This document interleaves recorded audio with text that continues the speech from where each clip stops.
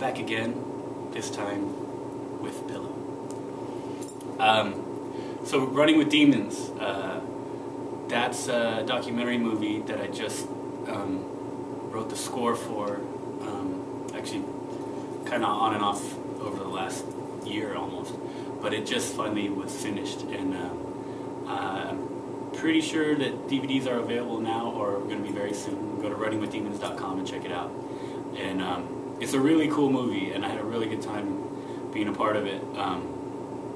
Basically, it's about a guy named Todd Crandall who, in the 80s and 90s, had a lot of, bad problems with addiction to drugs and alcohol. He's also a big rock fan, and he ended up getting sober, which is how we ended up getting connected now. But he ended up getting sober on his own through physical fitness, kind of like a whole alternative thing to 12 steps, because that just didn't work for him or whatever. He didn't want to do it. So he started running, and he started training and doing all sorts of crazy physical exertion stuff, and to the point where now he's famous for traveling around the world doing Ultramans and Ironman competitions, and that's pretty much all he does. And also, he started his own charity and became a licensed counselor for people dealing with drug and alcohol addiction.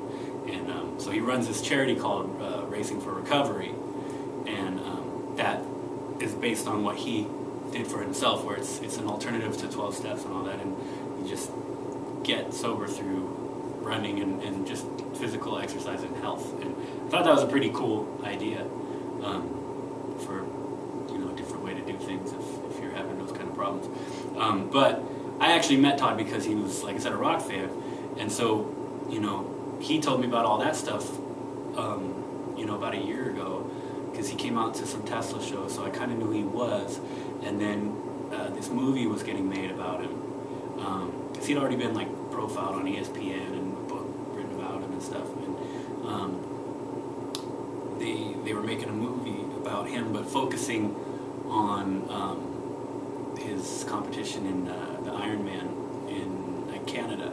And that's a 3-day race. It's crazy. Run for 90 miles one day, swim for fucking 6 hours the next day in the ocean, and then the third day you fucking ride a bike for 120 miles. It's ridiculous, endurance challenge.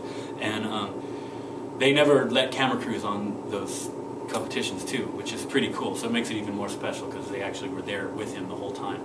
And so it kind of tells a story of him doing that, but also working in stuff about racing recovery and his past and all this stuff. And it's a really cool movie. And he licensed a couple songs from Forevermore, from Tesla, to be in the movie. And then from doing that, he found out about the Avery Band, heard Falling Down, and he liked that, so he licensed that to be in the song too. And then I ended up, I don't remember how, but I think through the licensing guy who was setting that up, Todd got in touch with me because he said he wasn't super happy with the music that they'd already got, sort of stock music from sound libraries, I think, for the background of the scenes, for the whole hour-and-a-half movie, just, when there's people talking and there's some music in the background like there is normally in a movie.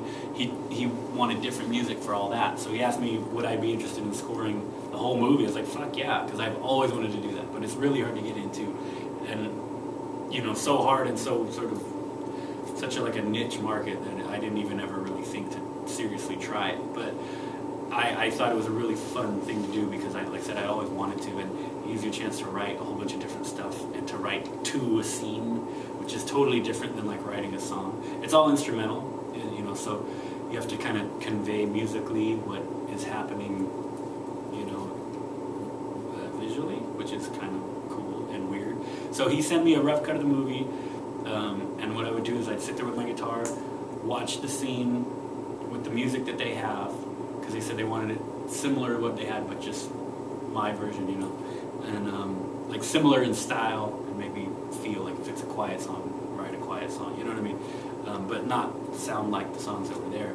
So I'd listen to it once to see the basic vibe of the song, then I'd rewind it, press mute, and just sort of write whatever came out, and then kind of revise it from there. But some of them were just the first thing that happened, and it was it fit real well. So then I got together with my friend Juan Caipo, who produced the Carry Me Home EP for DRB, who's a badass, and went to his home studio and recorded and did everything over there with him, and he even played drums on a couple of tracks, which was really fun.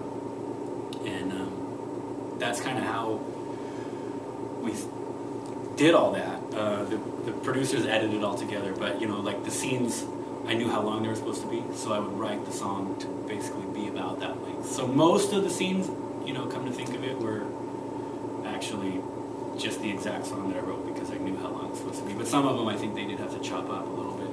They wanted it shorter or longer. Let's see. Yeah, and all the music I wrote straight for the movie, so it wasn't like any songs that I had lying around because, like I said, most of it's not rock. It's there's sort of ambient stuff, there's keyboard stuff, there's acoustic stuff. There's a couple of sort of rockers, but it was really fun. That's again why I would love to do more scoring stuff and soundtrack work because it's a totally different mindset and a challenge to write for a scene. It's really weird. It's totally different than writing a song just on your own, and I really enjoyed it. So that's it. And yeah, I think you can see it at runningwithdemons.com. All right.